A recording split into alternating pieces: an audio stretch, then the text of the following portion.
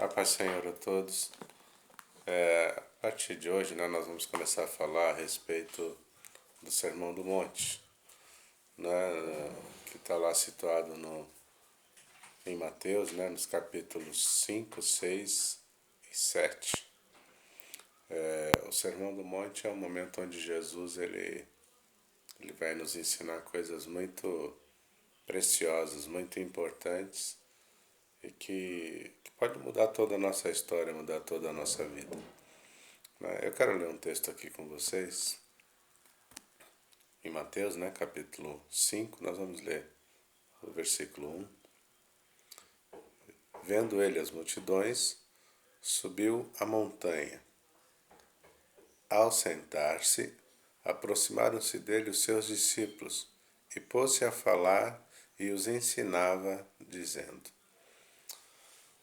Antes de nós entrarmos em todo o texto e discorrermos todo o texto de Mateus 5, 6 e 7, eu gostaria que nós falássemos um pouco a respeito de todo o contexto histórico e religioso que estava acontecendo no momento em que Jesus ele nos abençoa com esse Sermão do Monte. Historicamente falando, e por quê, antes de falarmos, por que eu quero falar do histórico? Porque é importante nós entendermos exatamente o que estava acontecendo, quais são as pessoas que viviam naquele momento, até para nós entendermos quais são exatamente os valores que Jesus ele quer nos ensinar e por que ensinar esses valores para mim, para você, para todos nós. Historicamente falando, o que estava acontecendo aqui? Nós estamos vivendo, eles estavam vivendo o período do Império Romano. Israel, a nação de Israel, estava vivendo debaixo do jugo de Roma, debaixo do jugo do Império Romano. E o que foi exatamente o Império Romano? O Império Romano ele foi, com certeza, um dos mais cruéis de toda a história da humanidade. Os romanos eles eram homens realmente terríveis, terríveis, terríveis no seu comportamento. Eles tinham um exército muito forte, homens muito habilidosos na espada, homens realmente muito bem preparados para a guerra, preparados para a batalha. Então eles tinham muita força ibérica. Então era um exército que entrava de maneira avassaladora em outras nacionalidades e fazia um verdadeiro estrago e com isso eles conseguiam dominar outros lugares. Mas na verdade não era só essa a força de Roma. Roma, uma das práticas, por exemplo, que eles usaram com muita efetividade durante todo o período em que eles dominaram, era a prática da crucificação. E na verdade a crucificação ela chegava a ser até muito mais cruel do que o exército romano. A crucificação, eles não inventaram exatamente a crucificação, mas a história mostra que eles, ao longo dos anos, eles foram aperfeiçoando a prática, tornando cada vez mais cruel a prática da crucificação. Para você ter uma ideia, por exemplo, existiam pessoas que levavam até 5 dias para morrer crucificado. Então era uma forma dolorosa, lenta e muito cruel de morte, de castigo que eles exerciam sobre as pessoas. Estima-se, por exemplo, que aproximadamente 200 mil judeus eles foram crucificados durante o Império Romano. Então, nós precisamos entender com bastante clareza todo esse contexto histórico para nós entendermos o porquê de algumas palavras de Jesus durante o Sermão do Monte.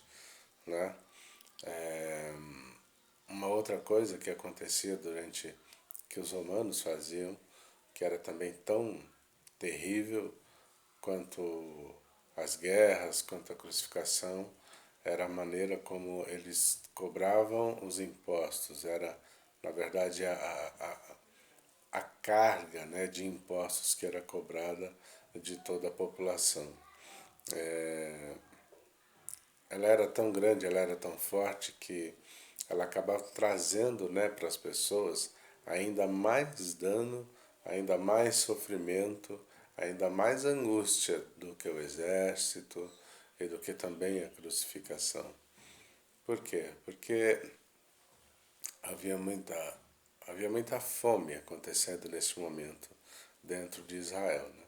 Havia. Por quê? Porque o fato dos impostos serem abusivos, acontece que os mais pobres eles não conseguiam pagar, eles não conseguiam fazer, cumprir, né, as exigências dos romanos. O que acontecia com isso? Haviam aqueles que eram um pouco mais abastados, estou falando de judeus, tá? Aqueles que eram um pouco mais abastados, o que, que eles faziam?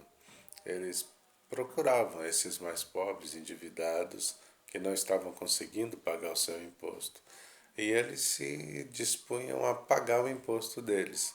Mas tudo isso era feito, quando isso era feito, era exigido uma contrapartida, por exemplo. E qual era a contrapartida? Olha, eu pago o teu imposto, mas você vai trabalhar para mim, você vai ser meu servo e eu quero as tuas terras. Então, como uma pessoa ela já não tinha condições, ela estava passando necessidade, ela ia morrer de fome. E a única coisa que ela tinha era a terra que ela vivia, onde ela plantava, onde ela colhia alguma coisa, mas na verdade tudo que ela conseguia produzir ia para pagar os impostos e ainda não dava. Então eles cediam as terras, esses mais abastados tomavam conta da terra, tornavam-se possuidores da terra e faziam destes homens mais pobres seus escravos, seus servos. Enfim, só aumentava o sofrimento, só aumentava a dor. E tinha uma coisa interessante que ainda acontecia. Roma, Roma não cobrava diretamente o imposto. O que, que eles faziam? Eles usavam intermediários para fazer essa cobrança de imposto. Quem eram esses intermediários? Eram os próprios judeus. Então, como isso acontecia? Alguns judeus que tinham um pouco mais de posse, eles compravam de Roma o direito de cobrar o imposto. Entendeu? Então, o que, que ele fazia? Ele comprava o direito de cobrar o imposto, pagava para Roma a cota que eles exigiam, mas além da cota que Roma exigia, eles também cobravam a cota pessoal deles, ou seja, extorquindo os próprios compatriotas judeus. Então era judeu cobrando de judeu, mas de maneira abusiva, de maneira terrível, trazendo realmente muito sofrimento, trazendo uma. Israel vivia uma situação terrível, muito difícil. Então havia a exploração de Roma e havia a exploração dos próprios judeus que tinham um pouco mais de dinheiro, que tinham um pouco mais de posses, que compravam, por exemplo, o direito de ser cidadão romano. E aí os próprios judeus judiavam e machucavam seus compatriotas. Era uma situação política e social terrível. Era um momento assim de muita angústia, de muito sofrimento dentro do povo judeu. Mas também, além disso, nós queremos falar um pouco também a respeito da situação do contexto religioso, da situação religiosa. Nesse momento aqui da história de Israel, eles se dividiram em quatro grupos distintos, vamos falar assim, religiosamente falando. Eles tinham um grupo dos fariseus. E quem eram os fariseus? Os fariseus eram os, os tradicionais, vamos dizer assim. Eram aqueles que queriam viver todas as tradições, eram aqueles que eram minuciosos no que diz respeito, eles queriam que a lei fosse vivida de maneira, sabe, integral, de maneira realmente, sabe, na sua integralidade, vamos dizer assim. Mas o grande problema é que, à medida que os anos foram passando, eles foram meio que se desviando um pouco das verdades da lei e da palavra e foram implantando tradições. Acaba que em algum momento eles deixam de viver de fato as questões da lei e passam a viver mais baseados nas tradições que eles mesmos foram criando ao longo dos anos do que exatamente viver a lei. É, eles chegaram a implantar praticamente 600 novas normas assim para como complemento da lei que Deus tinha dado a Moisés para que se cumprisse a própria lei. Então acaba que em um determinado momento da história eles deixam de viver a verdade da lei para viver mais as suas tradições. E isso trazia danos espirituais terríveis para a nação de Israel. Havia outro grupo lá que era exatamente o grupo dos saduceus. Quem eram os saduceus? Os saduceus eles eram um grupo liberal. Eles eram aqueles que não acreditavam em nada. Então, eles não acreditavam em milagre, eles não acreditavam em vida eterna, eles não acreditavam que em vida após a morte, nada disso. Eles acreditavam que era tudo aqui e agora. Então eles queriam viver da maneira que tivesse vontade. Eles não queriam seguir a lei, eles não queriam seguir as tradições, eles queriam, na verdade, ter uma vida de liberdade, de fazer o que tivesse vontade, não importa se isso fosse contra os princípios de Deus, contra os princípios da palavra, se isso seria contra, por exemplo, a tradição dos fariseus, enfim. Para eles pouco importava. Para eles o que interessava era o aqui, era o agora. Então eles acreditavam que a existência ela se resumia neste momento. Morreu, acabou, morreu, não tem mais nada. Então o que eu puder fazer, o que eu tiver que conquistar tem que ser agora, tem que ser nesta vida, porque esta vida terminando, acabou tudo. Não tem mais sentido, não tem mais porquê. Essa era a crença dos saduceus. Tinha também o grupo dos essênios. E quem eram os essênios? Os essênios, eles eram aquele grupo recluso, ou seja, eles acreditavam que a verdadeira religião era a religião onde eu tinha que me afastar do convívio da sociedade. Eu tinha que me afastar das pessoas, me afastar de tudo, ir para um lugar recluso, para um lugar separado. E lá eu ia conseguir de fato não só observar a lei, não só observar a palavra do Senhor, mas eu ia também conseguir viver tudo isso. Então os essênios meio que saem, né, desta realidade e vão viver no mundo paralelo. E isso também não trazia nenhuma mudança, não fazia nenhuma diferença dentro da nação de Israel. E por fim, o quarto grupo era o grupo dos zelotes. Quem eram os zelotes? Os zelotes eram os é o que nós chamaríamos nos nossos dias de radicais, de mercenários, de homens que acreditavam que a única maneira de acabar com o Império Romano, a única maneira de honrar a Deus, por exemplo, a única maneira de glorificar a Deus era por meio da espada. Então eles acreditavam que eles tinham mesmo que lutar contra Roma como exército, como homens de guerra, como homens da espada. E eles eram os revolucionários daquele momento. Então eles eram aqueles que se organizavam para protestar contra Roma, para entrar em conflito contra eles, mas eram realmente conflitos armados. Eles estavam prontos e preparados para qualquer coisa, para viver qualquer coisa. Esses eram os zelotes. E qual era o problema de tudo isso? O problema de tudo isso é que todos esses segmentos eles não traziam absolutamente nenhuma solução para Israel. Ao contrário disso, eles estavam cada dia mais longe, cada dia mais distantes de Deus.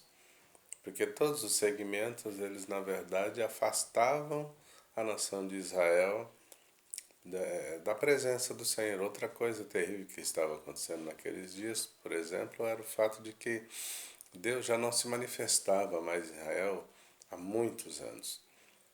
Ele vai aparecer na pessoa de João Batista. Deus já estava sem falar com a nação de Israel por 400 anos. Ele vai se manifestar em João Batista e posteriormente agora em Jesus. Israel era uma nação que, embora tivesse a promessa, embora tivesse a promessa de Deus feita a Abraão para a nação de Israel, estava muito longe da verdade do Senhor. E esse é o contexto em que Jesus se manifesta.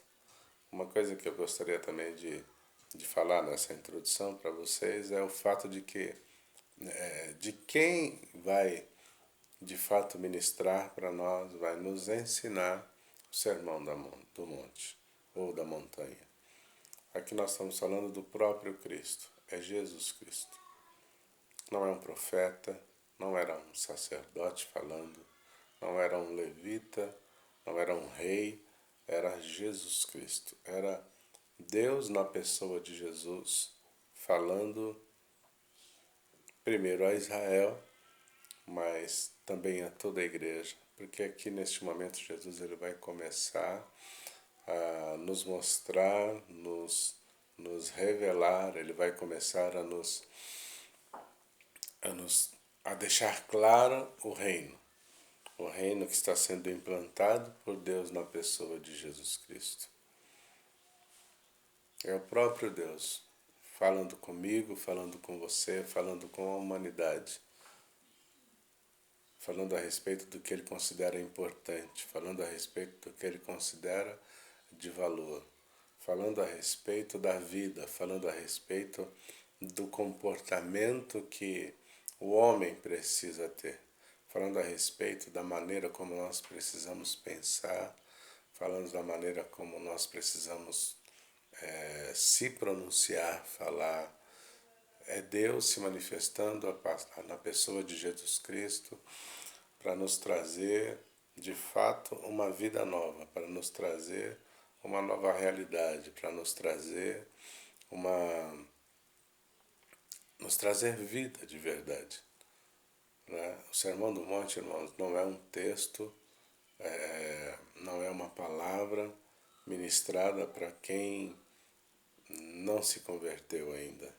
É uma palavra para crentes, é uma palavra para homens e mulheres de Deus, pessoas que estejam realmente dispostas a viver o novo nascimento.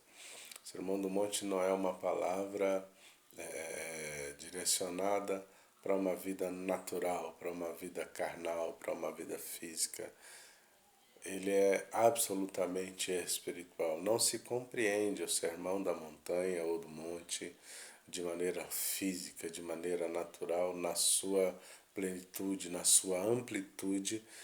De maneira natural eu não consigo compreender. Eu vou entender parcialmente, eu vou compreender parcialmente, mas na sua amplitude eu só consigo entender no Espírito.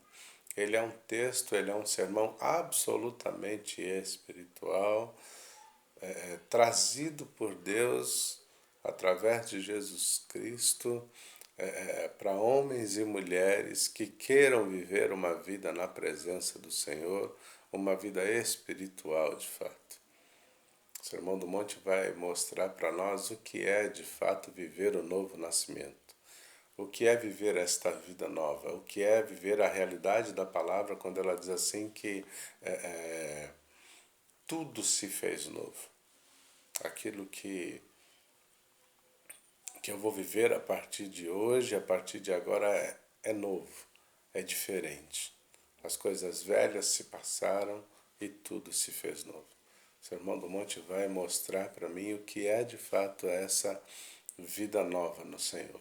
O que é de fato essa vida nova na presença de Deus. Se nós observarmos todo o contexto histórico, a crueldade, as injustiças, o distanciamento espiritual dos homens com Deus, não é muito diferente do que nós presenciamos na sociedade até os dias de hoje. Não é diferente. Isso nos faz entender então que aquilo que foi importante e que foi necessário para Israel lá atrás, quando Jesus pregava, continua sendo importante para mim, para você, para nós hoje também. Na verdade, não só é importante, é absolutamente necessário.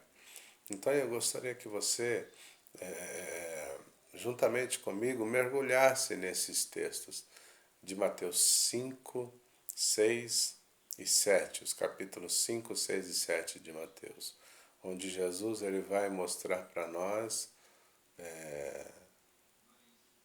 como eu preciso viver. Se você observar, ele começa o Sermão do Monte falando das bem-aventuranças. E se nós observarmos no sentido, o sentido, o significado grego, né, o termo grego usado aqui, ele, ele significa plenamente feliz aquele que vive estas verdades. É realmente feliz. Jesus aqui, ele vai mostrar para mim, para você, para nós, que caminho nós precisamos andar, qual é a maneira que eu tenho que viver para que eu seja de fato feliz, para que eu alcance diante de Deus a felicidade. Bem-aventurado, plenamente feliz é aquele que vive as bem-aventuranças, é aquele que vive as verdades implícitas nesse sermão que Jesus traz para nós aqui em Mateus. É interessante nós entendermos que quando Jesus ele vai ministrar o Sermão do Monte, ele, ele não tem pressa para ministrar essa palavra. A Bíblia, o texto que nós lemos diz assim que ele não fica em pé, ele primeiro se assenta, chama os discípulos, todos se assentam à sua volta, e agora ele vai ministrar o sermão. E agora ele vai mostrar para mim, para você, para todos nós, que existe sim um caminho, existe sim um comportamento, existe sim uma realidade que se eu viver, eu posso ser feliz. Eu posso ser plenamente feliz. O Sermão do Monte vai nos ensinar como viver, como se comportar para ter equilíbrio, para saber tomar decisões, para ter tranquilidade, não só no dia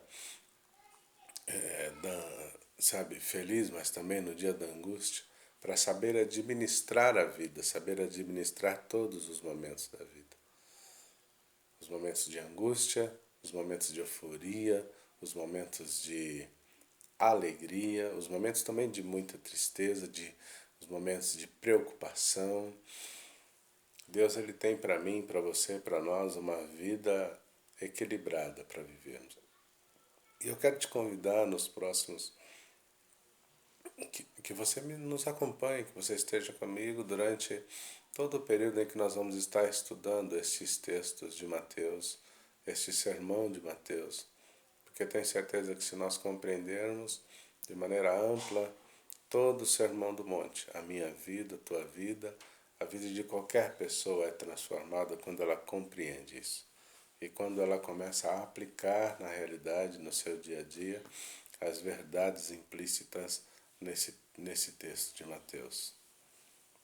Amém? Eu quero te convidar a mergulhar nisso, a tentar compreender de maneira ampla a palavra do Senhor implícita em Mateus 5, 6 e 7.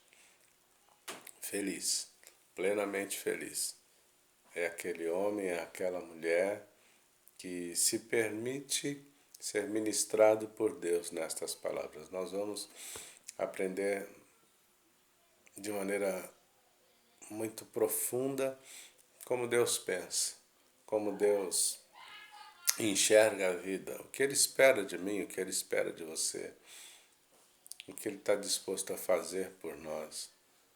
Nós temos a oportunidade de, compreendendo Deus, viver aqui de maneira equilibrada, de maneira a glorificar o Senhor, de maneira a conseguir trazer edificação na vida de outras pessoas e ainda temos a certeza de que o Senhor preparou para nós a eternidade, que o Senhor preparou para nós o céu e nós estaremos com Ele eternamente.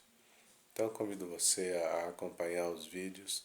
Hoje nós trouxemos uma introdução para você entender